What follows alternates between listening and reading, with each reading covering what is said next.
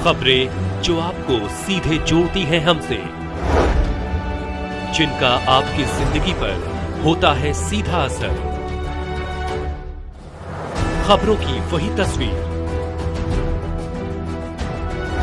बिना बदले बिना डरे, जज्बा सच का लिए, सच दिखाते हैं।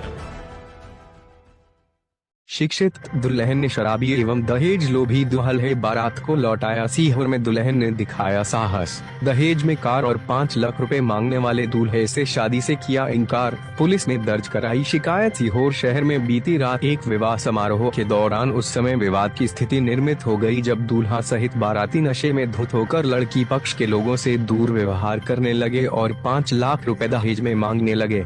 तब दुल्हन ने साहस का परिचय दिया और ऐसे लालची दूल्हे से शादी करने से साफ तौर पर इनकार कर दिया।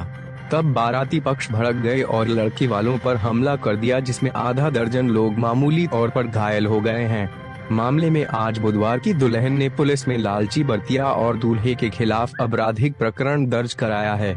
जानकारी के अनुसार यह पूरा मामला सीहोर नगर के वार्ड क्रमांक 15 से सामने आया है, जहां रहने वाले आजाद सिंह सूर्यवंशी की बेटी प्रिया का विवाह कल रात को होना था, लेकिन देर रात जब बारात उनके घर ग्यारसपुर विदिशा से सीहोर पहुंची तो बारात के दौरान दूल्हे और बारातियों ने काफी ज्यादा शराब का सेवन किया हुआ था और वे लड़की पक्ष के लोगों से अभद्र व्यवहार कर रहे थे। इतना ही नहीं, तिलक के दौरान 21,000 देने पर नशे में दूल्हा और बाराती भड़क गए और लड़की पक्ष से 5 लाख और कार की मांग करने लगे।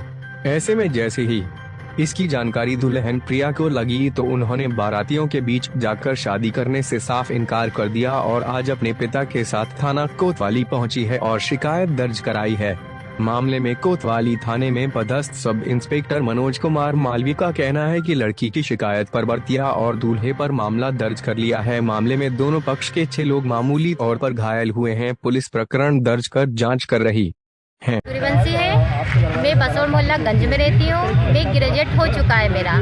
इसके बाद मेरी शादी होने वाली थी, जो कि हो भी रही थी रीति रिवाज से, लेकिन एंड टाइम पर जो बारात आती है, बारात आई, मेरे पिताजी ने स्वागत किया, लेकिन सारे बाराती ड्रिंक किए हुए थे और मेन बात यह है कि दूल्हा भी ड्रिंक किया हुआ था।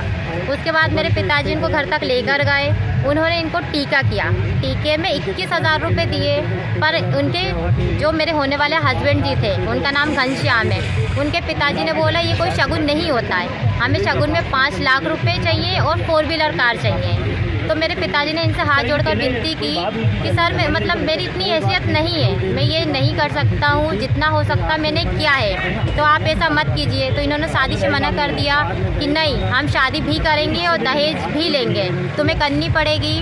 तो मेरे पिताजी ने फिर भी मना किया और उसके बाद मैं आई, मुझे पता चला कि इन्होंने दहेज मांगा है। तो मैं रूम से बाहर आई, मैंने ये कहा अगर आप दहेज मांग रहे हो तो मुझे शादी नहीं करना है। तो ये बात सुनकर जो मैंने होने वाले हस्बैंड जी थे घनश्याम, उन्होंने ये कहा कि अगर तू शादी नहीं करेगी तुझे शादी भी करना होगी और दहेज भी देना होगा। तो मैंने इनसे क्लियर ही मना कर दिया, मुझे शादी नहीं करना है। तो इन्होंने गुस्से में आकर जो तलवार कमर में बंधी रहती है वो निकाली, मेरे चाचा जी को मारा, मेरे छोटे भाई को मारा, जिससे उन्हें बहुत चोट आई है। उसके बाद जो टेंट का सामान था वो ज़्यादा नुकसान किया है, खाने पीने का सामान।